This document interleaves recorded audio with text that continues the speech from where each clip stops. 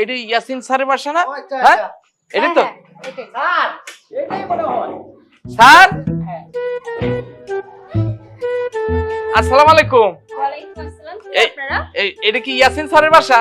হ্যাঁ স্যার কি আছেন? হ্যাঁ আছে। একটু প্লিজ ডাক দেন ম্যাডাম। ভাইয়া দেখো তো কারা আসছে। আসতেছে।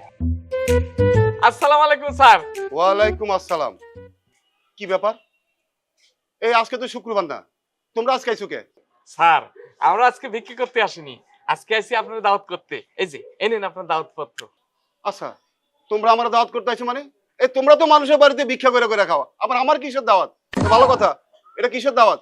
স্যার নতুন বছর নতুন মাস 1432 সাল, সারা বাংলাদেশ জুড়ে হালকাতা দম পড়ে গেছে, তা আমাদের ওই ভিখারি কোম্পানির হালকাতা। আমার বাপ দাদার জিন্দিগিতে আমি শুনি নাই ভিখারির হালখাতা। এই জারিন, তুই কি শুনছস ভিখারি হালখাতা হয়? না আমি তো কখনো শুনিনি। আমি এত দেশ বিদেশ ঘুরে আসলাম, তো কখনো কোথাও শুনিনি যে ফকিরেরও হালকা খাওয়া হয়। স্যার শুনবেন কি করে, আমরা তো অনেক গবেষণা করে এই হালখাতাটা তৈরি করেছি, না করে কি করব স্যার কোন, যে হারে বাকি ঝুঁকি পড়ে গেছে এই জন্যই হালখাতা দিছি, তাই না? এই আমার জানা মতে তো তোমরা আমার কাছে কোনো টাকা পয়সা পাও না, আবার হালখাতা, তা আমার দাওয়াত করতেছো কেন? স্যার আপনি তো ভুলে গেছেন, প্রত্যেক শুক্রবারে এই যে আমি আমার দলবল নিয়ে গান গাইতে গাইতে আপনার বাড়ির সামনেতে আসতাম, আর আপনি আমাদের 5 টাকা করে দিতেন।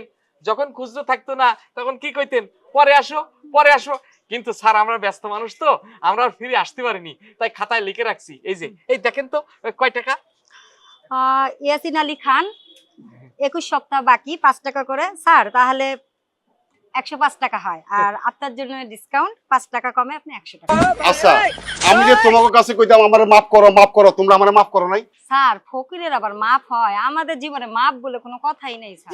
স্যার ঘটনা হচ্ছে কি জানেন, আপনি আছেন কোটিপতি ধনী মানুষ, এই যে ইয়াসিন সাহেব আমগাছালা বিশাল বাড়ি, আপনারে যদি আমরা মাফ করি তাহলে পরে আমরা এই ফকিররা হালখাতা করবো কি করে স্যার?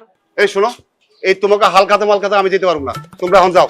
ঠিক আছে স্যার, ঠিক আছে, আপনি যখন এত করে বলতেছেন তখন আপনারে আর ওই টাকা দেয়া লাগবে না, কারণ আপনি তো হচ্ছেন আমাদের প্রথম কাস্টমার, তাই আপনি আমাকে হালখাতার চিফ গেস্ট হয়ে যাবেন, সাথে আপনার বোনকে নিয়ে যাবেন। হ্যাঁ আপনার বোনকে নিয়ে যাবেন। স্যার আপনারে আমরা টাঙ্গাইলের মিষ্টি খাওয়াবো, আর আসা যাওয়ার জন্য 2000 টাকা কনভেন্সও দিয়ে দেবো। স্যার একটু চিন্তা করেন স্যার, 2000 টাকা আমরা দিয়ে দিব। ভিখারির আবার হালখাতা?